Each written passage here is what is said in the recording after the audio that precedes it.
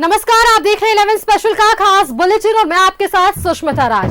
Bulletin की शुरुआत कर लेते हैं। कुछ बड़ी खबरें हैं आज की, एक एक कर उन खबरों पर चर्चा आगे बढ़ाते हैं। किसानों को उनकी मेहनत का उचित दाम मिल सके और इसे लेकर राज्य सरकार ने धान खरीदने का फैसला लिया था, लेकिन सरकार धान खरीद के लक्ष्य से काफी पीछे है। लक्ष्य का अब तक 30% भी धान की खरीदारी नहीं हुई है। ऐसे में बीजेपी ने सवाल जरूर उठाए हैं। रिपोर्ट देखिए। धान खरीदने के मामले में सरकार फिर पिछड़ गई है। अब तक सरकार धान खरीद से लक्ष्य से काफी पीछे है, जिस पर बीजेपी ने सवाल उठाए हैं। बाबूलाल मरांडी ने सोशल मीडिया एक्स पर पोस्ट कर कहा है कि सरकार ने 60 लाख क्विंटल धान खरीदने का लक्ष्य रखा था, लेकिन अब तक लक्ष्य का सिर्फ 28.39% धान खरीदा जा सका है। बाबूलाल मरांडी ने कहा कि धान क्रय केंद्रों पर लापरवाही का कुप्रबंधन व्याप्त है। किसानों के प्रति इनका कभी भी बहुत झुकाव नहीं रहा है। किसानों का दर्द ये सरकार नहीं समझती है। वोट लेने के लिए भले ही इन्होंने कह दिया कि हम 3200 रुपये क्विंटल खरीदेंगे, लेकिन आप देखिए अभी 1800-1900 रुपये लोग बिचौलियों के हाथ में बेचने के लिए तैयार हैं। धान का जब खलिहान में धान आ गया तब भी ये सरकार वो क्रय केंद्र नहीं खोल पाई थी, तो मजबूरी में लोग बेचना शुरू कर दिए। और जो सरकारी स्तर पर जो धान खरीद हुई है उसमें तो घोर लापरवाही है। हालांकि सत्ता पक्ष ने धान खरीद का लक्ष्य हासिल कर लेने की उम्मीद भी जताई है। जेएमएम ने कहा है कि धान खरीद की धीमी रफ्तार के लिए लैंपस में अधिकारियों की लापरवाही रही होगी। कहीं कुछ त्रुटि रह गई होगी, कुछ लापरवाही सरकारी पदाधिकारियों की रह गई होगी, कहीं जो सरकारी समितियां हैं, लैंपस हैं, उन लोगों में वहाँ कहीं कुछ त्रुटि होगा। तो हम अभी तक क्या अचीव किए हैं, आगे और क्या अचीव कर पाएंगे वो हम देखेंगे। आगे से इसकी पुनरावृत्ति न हो वो हम सुनिश्चित करेंगे।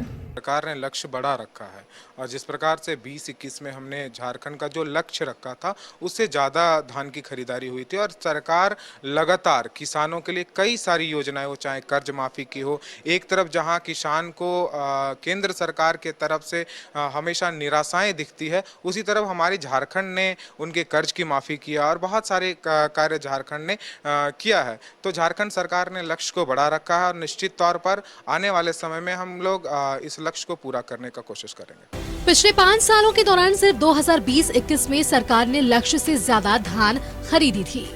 अब की बार राज्य में धान की बम्पर पैदावार हुई। ऐसे में सरकार ने लक्ष्य बड़ा रखा है, लेकिन उस लक्ष्य से सरकार पिछड़ती नजर आ रही है। न्यूज़ 11 भारत के लिए रांची से रुचि शर्मा की रिपोर्ट।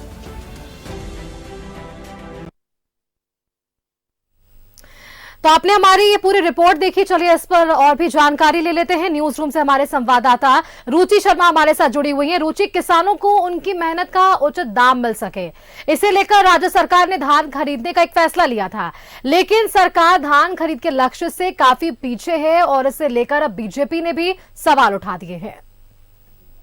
बिल्कुल सुष्मिता, देखिए जब भी चुनाव होते हैं या राजनीति होता है तो किसान हो, महिलाएं हो, गरीब हो, मजदूर हो, इनके नाम पर राजनीति होती है। बात कर लेते हैं कृषकों की, यानी कि किसानों की बात अगर की जाए तो कैसे किसानों के हाथों को मजबूत किया जाए, इसके लिए सरकार कई पहल भी करती है। ऐसे परिस्थिति में देखिए जब धान क्रय की बातें हो तो धान क्रय को लेकर के हर एक वर्ष, प्रत्येक वर्ष सरकार एक लक्ष्य रखती है और लक्ष्य तक कैसे पहुंचा जाए इसके लिए अलग अलग जगहों पर पैक्स के माध्यम से धान की खरीद भी होती है। और देखिए इस बार जो खरीद हो रही है धान की, जिसमें कि अभी तक 30% भी लक्ष्य पूरा नहीं कर पाई है सरकार। और ऐसे में देखिए प्रमुख विपक्षी पार्टी हो, उसकी नजर सरकार के हर एक कार्यों पर होता है, चाहे वो सकारात्मक हो या फिर नकारात्मक हो। यहाँ पर जब सरकार लक्ष्य को पूरा करती हुई नहीं दिख रही है तो प्रदेश अध्यक्ष, बीजेपी के प्रदेश अध्यक्ष बाबूलाल मरांडी ने सवाल उठाए हैं और यह कहा है कि किसानों के हितैषी, अपने आप को किसानों के हितैषी बताने वाली सरकार धान क्रय में काफी पिछड़ गई है, यानी कि अब तक कहे तो लक्ष्य से काफी पीछे है। और ऐसे में सिर्फ किसानों की ही बात उन्होंने नहीं की है, किसानों के साथ साथ उन्होंने वृद्धा पेंशनों, विधवा पेंशनों और साथ ही सरकार ने कई वादे किए थे, कैलेंडर जो नियुक्ति प्रक्रिया के लिए कैलेंडर जारी करने की बातें कही थी। तो कई ऐसे मुद्दे थे जो कि चुनाव के समय में सरकार ने किए थे। देखिए, धान खरीद की भी बात कर लेते हैं। जो जिस मूल्य पर धान खरीद का वादा सरकार ने की थी, पहले तो उस वादे से मुकरी और उसके बाद जो लक्ष्य सरकार ने रखा था, हालांकि देखिए सरकार की तरफ से भी यह कहना है कि जो हमने लक्ष्य रखा है अभी हम आशान्वित हैं और जो हमारे पास रिपोर्ट आए हैं या फिर अगर अधिकारियों की लापरवाही होगी कहीं से जो धीमी प्रक्रिया चल रही है, क्योंकि बाबूलाल मरांडी ने यह भी कहा है कि 24 जिलों में जहां जहां भी धान क्रय केंद्र हैं वहां पर प्रक्रिया काफी धीमी है, तो ऐसे में उन अधिकारियों पर भी कार्रवाई होगी। और देखिए कई बार ऐसा भी होता है कि धान नमी की वजह से रिजेक्ट कर दिए जाते हैं और किसान ससमय उनको पैसा मिल सके इसके लिए वो धान बाहर वहां क्रय केंद्र में ना जा करके और बिचौलियों के हाथ में भी बेच दिया करते हैं। तो ऐसे में कह सकते हैं कि एक तरफ किसानों की मजबूरी और दूसरी तरफ राजनीति हो रही है। और फिलहाल अब देखने वाली बात होगी कि जब धान क्रय का एक जो तय समय होता है, तय समय सीमा में सरकार कितनी धान खरीद कर पाती है। देखिए पिछले अगर आंकड़ों की बात की जाए सुष्मिता, तो 2020-21 की बात कर लेते हैं कि 2020-21 में 100% यानी कि लक्ष्य को भी प्राप्त किया था और उससे कहीं ज्यादा धान की खरीद सरकार ने की थी। उस समय धान की फसल जो है अच्छी हुई थी, पैदावार अच्छी हुई थी। और इस बार की भी बात कर लेते हैं तो इस बार भी पैदावार कह सकते हैं कि अच्छी हुई है, लेकिन अब किसानों की क्या मजबूरी रही है या फिर धान क्रय का जो आंकड़ा जहां पर क्रय केंद्र के लिए जहां पर धानों क्रय किए जा रहे हैं, खरीदे जा रहे हैं, तो वहां पर अगर आंकड़ा सही दिखाया गया है या फिर किसान इंटरेस्टेड नहीं है, किसान रुचि नहीं ले रहे हैं कि वहां पर जाकर के हम धानों की बिक्री करें, तो ऐसे में या फिर देर से धान क्रय किया जा रहा है, तो कई कारण हो सकते हैं। लेकिन फिलहाल प्रमुख विपक्षी पार्टी बीजेपी जो है वो धान क्रय को लेकर के सवाल उठा रही है। और सवाल इसलिए भी उठा रही है क्योंकि देखिए ये मुद्दा सिर्फ यहीं तक नहीं रहेगा, यह मुद्दा सदन के अंदर तक जाएगा, क्योंकि आगामी दिनों में बजट सत्र है और किसानों के मुद्दे को लेकर के सदन में भी आवाज उठाया जा सकता है। दूसरी ओर बात कर लेते हैं, चाहे वो सत्ता पक्ष हो या सत्ता में सहयोगी दल हो, सहयोगी दल अगर कांग्रेस की बात की जाए तो वो यह कह रही है कि बीजेपी के मुंह से किसानों के हित की बातें अच्छी नहीं लगती। ये वही बीजेपी है जो 3 काले कानून किसानों पर थोपे थे, हालांकि वो काले कानून जो है वापस ले लिए गए, वो लोग काले कानून बता रहे हैं।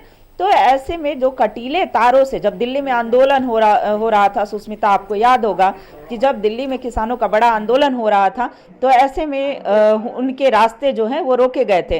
तो कांग्रेस ने उस समय को याद दिलाया है, लेकिन उस समय को याद दिलाने के बजाय वर्तमान की स्थिति को देखा जाए, झारखंड के किसानों की स्थिति देखा जाए तो बेहतर होगा। झारखंड में अभी किसानों की वर्तमान स्थिति क्या है? अगर सरकार 2 लाख रुपए कृषि ऋण माफी की बात करती है कि हमने 2 लाख रुपए तक के ऋण माफी की है, तो उसमें कितने किसान जो हैं वो शामिल हैं?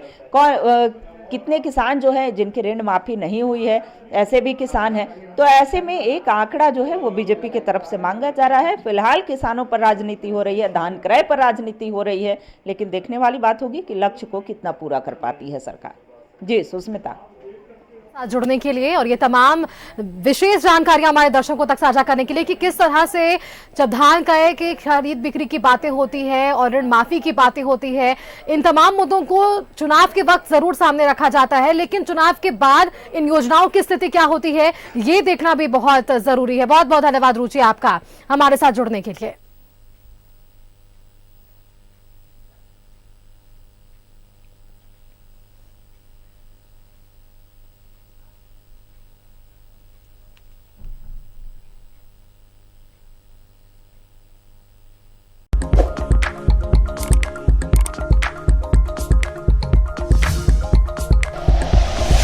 Like and share videos, subscribe करें हमारा चैनल और प्रेस करें बेल आइकॉन। न्यूज़ 11 भारत, सच है तो दिखेगा।